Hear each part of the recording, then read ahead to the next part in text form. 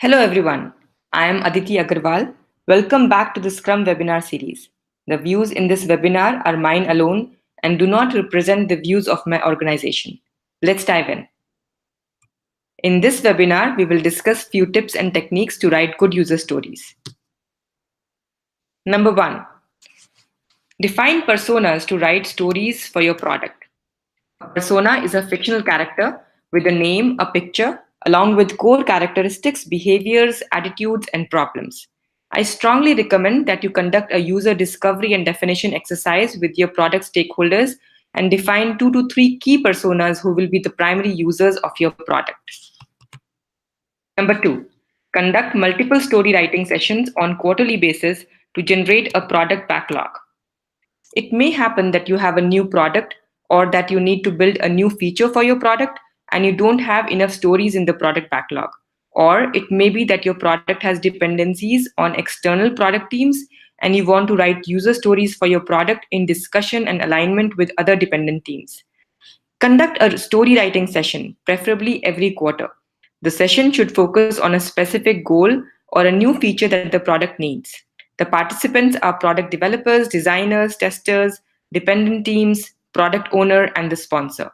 The stories are written in such a way that they represent the needs and wants of the personas. 3. Engage your entire product team, including product owners, scrum master, developers, testers, to participate in the story writing exercise. It is best to engage the entire product team in the story writing exercise. This ensures the buy-in from multiple stakeholders. It also gives an opportunity for developers to seek clarifications, provide inputs, and understand the stories at an early stage. 4. Create a story map and brainstorm sequence of events and alternative paths.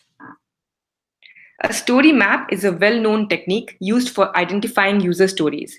In this technique, stories are plotted with sequence of events on the x-axis and alternative paths on the y-axis. First, we identify all stories that fit in a sequence. For example, to make an online payment, the sequence of events could be login. Number 2, enter the payment amount. 3, confirm bank details. 4, submit. Next, we identify any alternative path that exists for an event. In the previous example, an alternative path for enter the payment amount story could be select the minimum payment due. The story map assists in story identification process by providing a structure to brainstorm user stories. Tip 5. Add acceptance criteria to the user stories. To write simple and concise stories, it is important to define the acceptance criteria for the user story. Acceptance criteria are the conditions that a product must satisfy for a product owner to accept the story. Adding the acceptance criteria ensures that enough detail is added to the story and that it is ready to be included into an iteration. 6. Split larger user stories into sub-stories. If a story is too large to be included in an iteration, it needs to be split up into multiple sub-stories. Splitting larger user stories into sub-stories also ensures that more detail is added to the user story. For example, consider a user story like, as a page owner, I want to add SEO elements to my web page such that my page ranks higher on the search engines. During backlog refinement ceremony, when the development team seeks additional details on the SEO elements to be added to the page, this story may get split into multiple sub-stories, such as a site owner, I want to add a title tag to my page so that my page has a better SEO ranking on the search engines. And second, as a site owner, I want to add meta tags to my page such that my page has higher discoverability on the search engines. Third could be, as a site owner, I want to add open graph meta tags to my page such that my page ranks higher on social media sites. Tip 7. Meet the criteria of Bill Wake's INVEST principle. The stories must follow the INVEST principle. I stands for independent. User stories should be written in such a way that they are independent or at least loosely coupled with one another. The stories that are dependent on other stories introduce a lot of complexity in estimation and prioritization. It is best to write stories in such a way that interdependencies between the stories are minimized. N stands for negotiable. User stories should be written such that they are negotiable.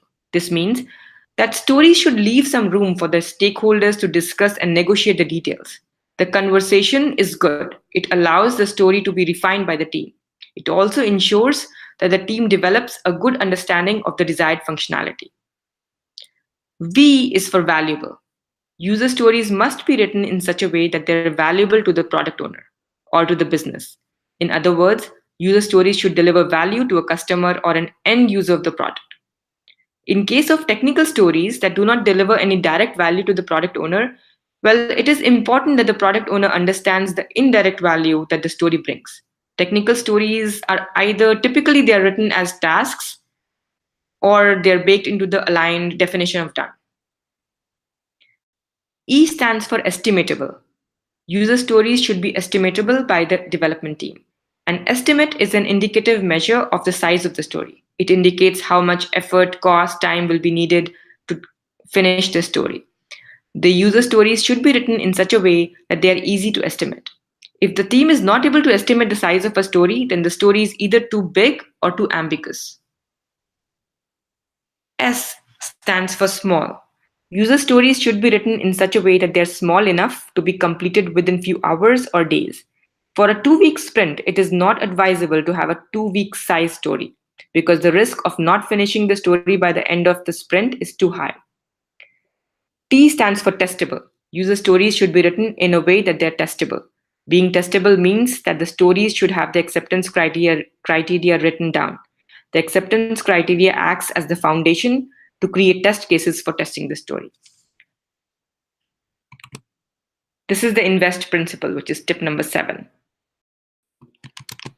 With this, I have covered key tips and techniques to write good user stories. If you like this webinar and if you want to learn more, subscribe to my YouTube channel Agile Scrum or visit my website author.adityagarwal.com.